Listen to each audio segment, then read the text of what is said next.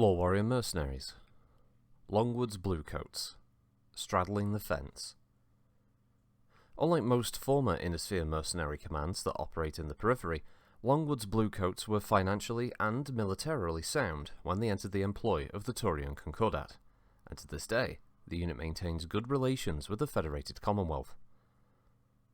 The Concordat pays well to retain the Bluecoats' services, but rates the unit's loyalty as questionable due to its open friendliness with the Commonwealth, which the Concordat has always viewed as a threat to its own sovereignty.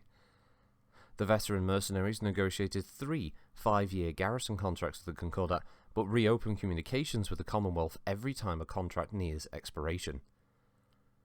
Most observers assume that the Bluecoats wouldn't be adverse to taking a job in the Innisphere, but are content to keep squeezing the Concordat for high-paying, low-risk garrison contracts until a suitable opportunity for returning to the Innisphere arises. Longwood's Bluecoats paint their machines with camouflage patterns, generally a patchwork pattern of the colours that match the terrain of the unit's current post. The insignia is a blue-coated pikeman painted along the mech's entire right torso or on the right wing of unit fighters.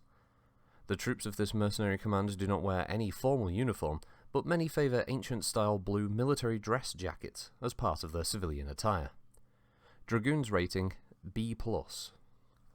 Officers. Colonel Moses Longwood is a fine politician, as well as an able commander, as illustrated by his ability to play the Federated Commonwealth off against the Concordat. Never content to sit out a contract, Longwood has his warriors constantly training and working to improve themselves and their equipment. Major Ivan Chorgan of the 2nd Mech Battalion constantly complains about Captain Augustus Foley's tactics, leadership and attitude, but Foley gets results. The warriors under Foley's command grumble a lot, but they do follow his orders to the letter during battlefield exercises and perform slightly above the unit average. Captain Foley is also known as the Thug for his ability to move stealthily through a city in his hatchetman and take out an enemy mech before he knows it's there. Tactics. The Bluecoats favour urban battlefields and are quite adept at arranging ambushes for a hostile force. They can operate efficiently in other terrains, except for radically different environments such as swamps or wide open spaces. With infantry deployed throughout the city, the command gains a definite tactical edge because they can track all enemy movement while they reposition themselves secretly. Support. The Bluecoats own their own dropships, but no jumpships.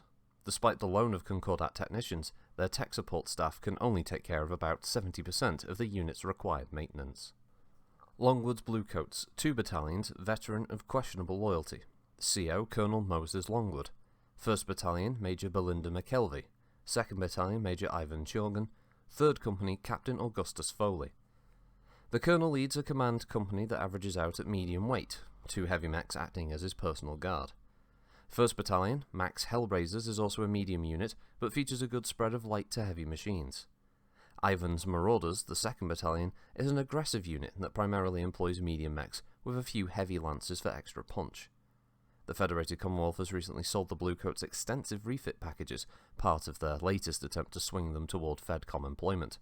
Consequently, the Bluecoats have a 20% upgrade rating. The Bluecoat Pikeman. Regiment Regular Questionable. Infantry Commander Lieutenant Colonel Reginald Heiss. The Bluecoat Pikemen are a light infantry force that mainly perform security duties, such as guarding the command's base. They're also a skilled occupation force, and have been called on for riot duty by the Concordat a few times in the past decade.